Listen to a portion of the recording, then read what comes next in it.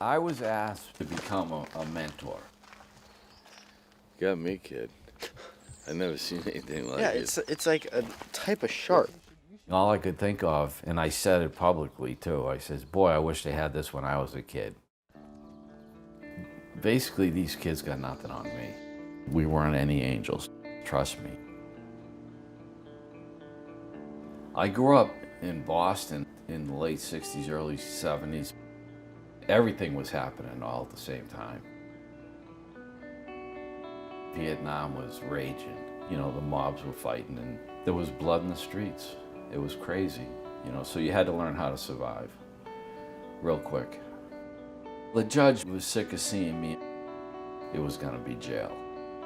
However, if I happened to be in the United States military at the time of sentencing, all charges would be dropped.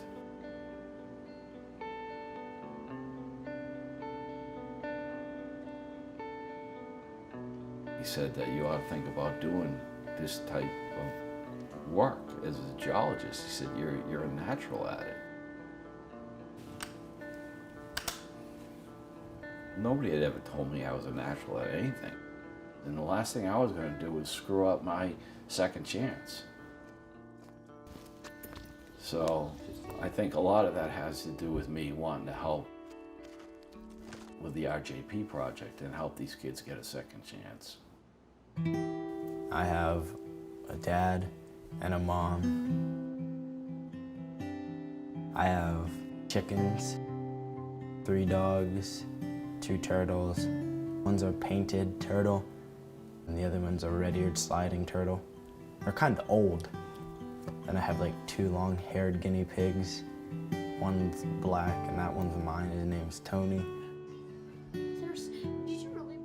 My husband and I have 3 children. Donovan is the middle child. What are you doing? It's Elaine's birthday present from her brother. He was 12 when we moved. Well, I wanted them to be in a peaceful environment, so that's the main reason we moved out of the city. The school system was just horrible. There were drug dealers everywhere and fights and stuff outside of our house. We knew we wanted to move the kids somewhere safer, better schools. Let's move up to Maine. Just for them to have a better life. Something that, you know, everybody wants for their kids. They were very excited to leave, but I think when they got here, it was a big culture shock, especially for Donovan. My name is Mark Brunel, and I'm a detective with the Bath Police Department.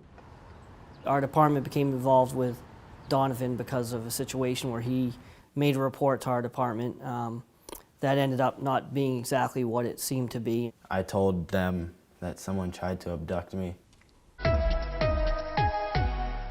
The struggle happened right here on this block, and police say a man tried to pull a little boy, a 12-year-old boy, into a minivan. Police say the would-be kidnapper is a man about 40 years old with a bald head and a long beard. And anyone with information about this case is urged to call Bath Police. Live in Bath, Shernay Williams, WMTW News 8. Well, that story, it was a little nerve-wracking because we took it for his word. I told the police officers afterwards that it didn't happen. Long story short, he missed his family in Pennsylvania. He thought that that would have been big enough and scary enough that we would have said, this place isn't any better than what we came from, so we might as well go back. So in our minds, yeah, that makes no sense at all. But in a scared 12-year-old's mind, it made perfect sense.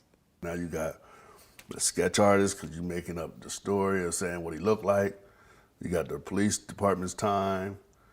I said, and your parents' trust is just almost gone.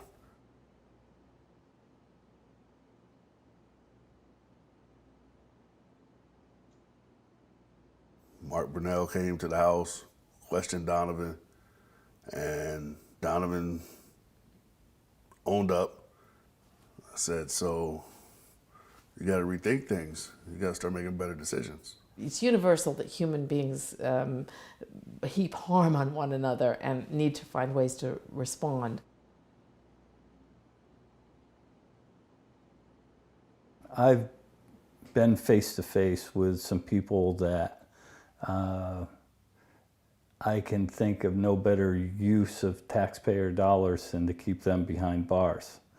I've also looked into the eyes of people that I knew were going to jail that, boy, I wish there was a different way that we could deal with this, you know, because it just seems like a waste. Sometimes it doesn't seem like the best solution is always the court system, and so restorative justice has kind of been something that has been around for a few years, and we have an opportunity to work with folks that are in our area now, and we see the benefits of that.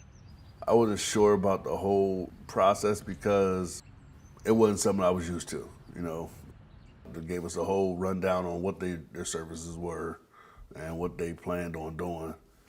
So I was like, okay, this could be helpful. It doesn't seem to help us as human beings to conduct our lives in shame.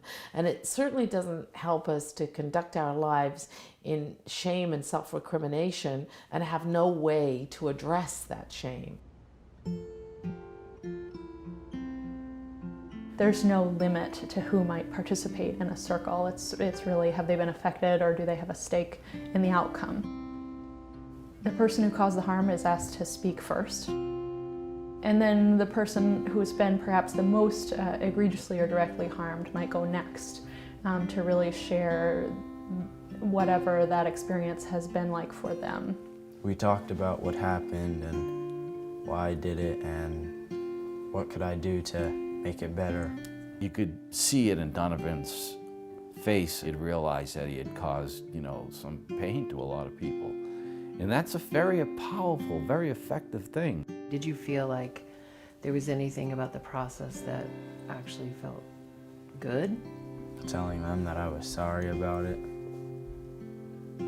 It's a very practical process on another level, and it results in a repair agreement. They were able to come up with solutions to the underlying problems rather than just focusing on treating him as a bad kid and just someone that made a mistake and how we could go forward from there. Hashed out things that Donovan could do, how it would benefit the community, him. Once that circle is completed and the contracts are agreed upon, all parties sign it, and then it begins to be implemented, and I'm the person that helps them implement it and document it. Part of the mentoring training, you learn it's not at all wishy-washy. I mean, part of it is to make sure they understand they did something wrong. It was definitely a positive from the start. We will do community service. He realized an accountability for his actions, you know, is a big thing now. If you can find out what makes the person tick and feed it with good fuel, it starts a positive feedback loop. They feel good about themselves, therefore they want to do other good things and help other people. Bedrock. Bedrock? That's awesome.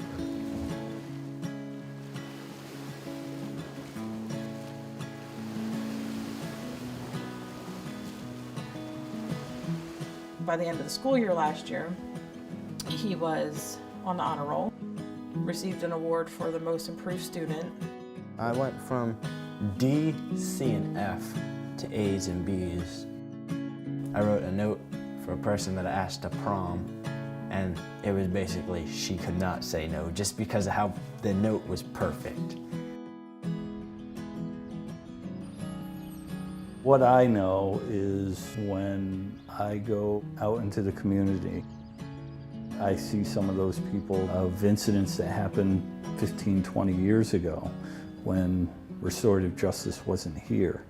And no restorative measures were taken at that time to mend those bridges. And now all of a sudden we see whether the victim owns a store and the offender robbed it when he was a kid, and then he goes back in 20 years later as an upstanding citizen, good job, and responsible person.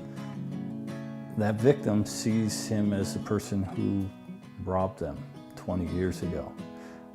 And there's no rebuilding or restoring anything there. Now what I know about it, it's just a great thing to have in our community.